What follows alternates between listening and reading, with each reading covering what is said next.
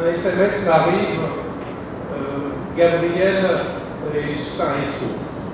C'était un 13 novembre à 22 heures.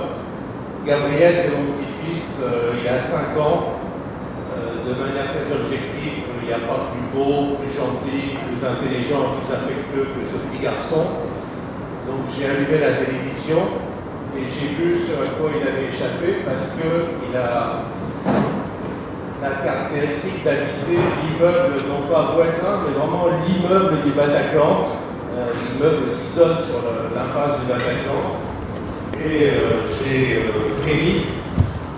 3 jours plus tard, j'ai été dans cet appartement de cet immeuble le soir à converser avec mon gendre pendant que le petit Gabriel était couché. Et ça a sonné à la porte.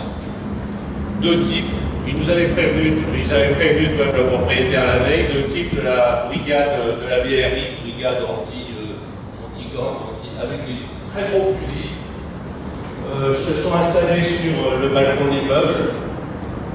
Ils avaient prévenu la veille même, ils avaient repéré les lieux avec des fusils à lunettes, un peu surprenant. Gabriel dormait. Et on a vu en bas, là devant, 3 cocos avec une rose blanche à la main. Il y avait Anne Hidalgo, il y avait Hollande et il y avait Obama. Et je me suis dit, on vit vraiment une époque étonnante. Moi, sur mon balcon, les 2 types à ma gauche et à ma droite avec leurs fusils, en bas, Hollande et Obama. Et évidemment, ça a fait travailler mon cerveau d'archiviste, d'historien, d'auteur, etc. Qu'est-ce que je peux faire? Comment réagir à tout ça? J'ai commencé à converger et je me suis rendu compte qu'en calculant de manière très restreinte, 10 000 personnes avaient été touchées par cet événement. Beaucoup plus que moi, 10 000 vraiment, ou bien victimes, ou bien secouristes, ou bien parents très très proches.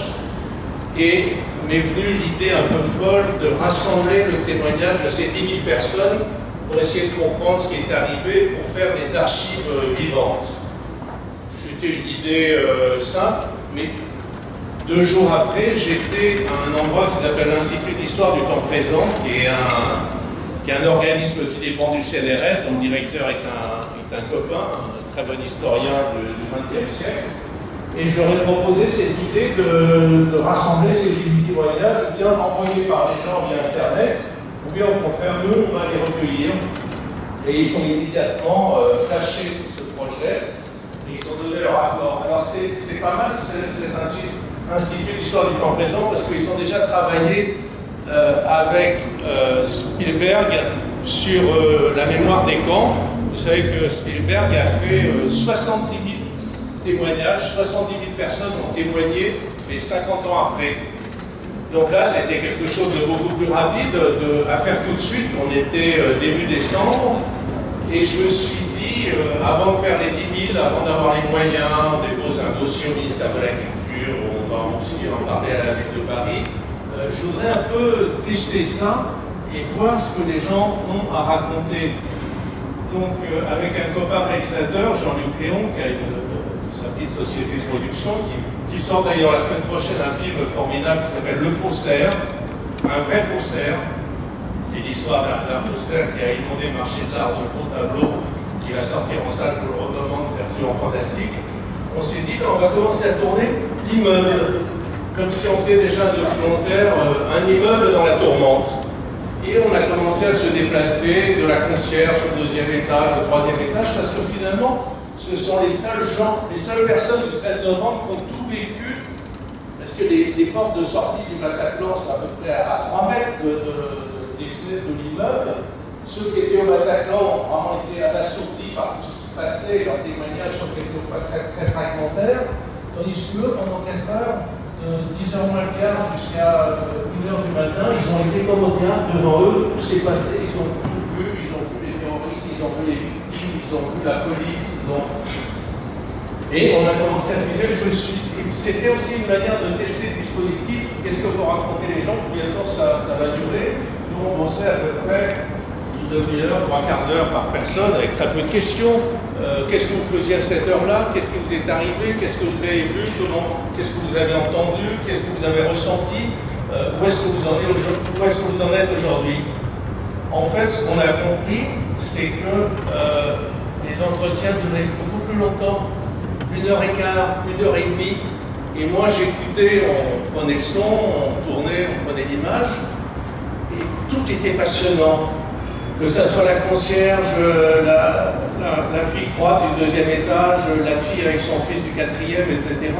Ils racontent, alors qu'ils étaient au même endroit, qu'ils avaient vécu la même chose, ils racontaient des histoires absolument extraordinaires et avec une qualité humaine, avec une intonation et en plus avec dans leur voix un espèce de vibrato de l'événement, parce que même s'ils n'avaient pas été blessés, ils étaient extrêmement choqués, voire pour certains carrément traumatisés par ce qui était arrivé. Alors, on va certainement le faire, ce foutu documentaire, mais je voulais seulement partager avec vous les expériences de ces dizaines d'entretiens qu'on a déjà fait. La première, c'est que, ça me paraît un peu idiot à dire, mais vraiment dans cet immeuble, il y a absolument tout. Il y a des gens qui ont vraiment les moyens sur la première partie, après il y a des gens beaucoup plus modestes, jeunes en général, très typiques du 11e arrondissement. Et la qualité humaine de toutes ces personnes, c'est tous devenus des amis potentiels, des gens vraiment de qualité formidable. Et ils sont mus par deux choses. La première, c'est qu'ils veulent comprendre ce qui leur est arrivé, donc ils sont très contents de ce projet de témoignage, parce qu'en fait, ils ne comprennent pas très bien. Ils écoutent des documentaires, ils regardent des documentaires, ils lisent les journaux, et plus ça va, moins ils comprennent. Et ils ont besoin de comprendre très précisément. Je ne sais pas pourquoi, mais ils ont tous ce besoin-là.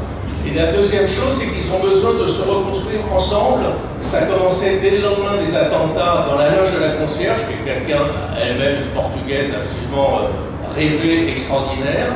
Et en travaillant ensemble, en réfléchissant ensemble, ils commencent à surmonter ce terrible traumatisme qu'ils ont vécu.